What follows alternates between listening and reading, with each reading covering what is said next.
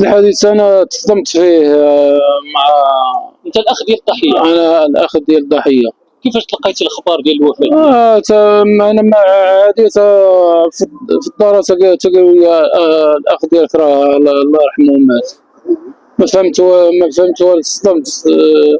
ما بقيت انا حوايجي بغيت غير نلبسها صباطي، ما بقيتش عرفت بغيت ما بقيت ما بقيتش عرفت حوايجي فين كاينين.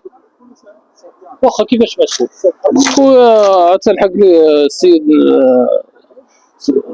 ضربوا بالجنوي. هو الدري ديما كيهز الجنوي والسيف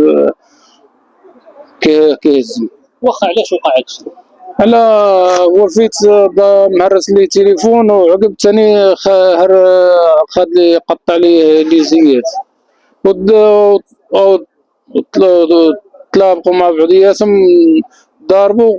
هي هذيك من ضاربوا داز يومين رجع ليه كما شاف ودخل شاف الجن. فين وقع هادشي بالضبط؟ في الحانوت. شنو حانوت؟ واش في الحانوت ديال الدوار ولا في الحانوت ديال الدوار. علاش وقع هادشي تقريبا؟ انا تقريبا ديك الربعة تقريبا هكا. ما كانش شي واحد يفكهم ولا شي واحد ما انا ما كاينين بنادم ولا بنادم كله باغينا يتفرجوا. لا حول. دابا بنادم ولا كيتفرج ولا كيتفرج في الجريمه. كيداير الوضع ديال العائله دابا والمهمه؟ والوالده راه طايحه فينا، راه مريضه. الوالده راه هو عنده هو الاخر المصرار، بحال ما عرفت شنو ميت ليها.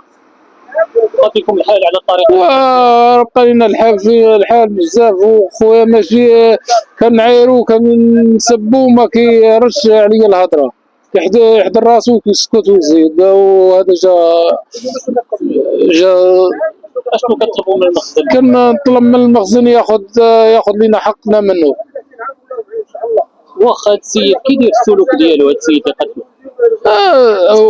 السلوك ديالو خايبه بزاف. واش هو من القبيله ولا من العائله؟ من القبيله. انا هذا هو ماشي هو ديما الجنوب، ديما السيف ديما هاز، ماشي زعما اللي دوا معاه كيهز لي الجنوب السيف.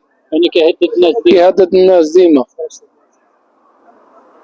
الحانوت جبت ها الجنوي خاشيه معاك ديال الذبيحه ديال العيد، ماشي تا خشى معاه وضرب عليه في فؤاده.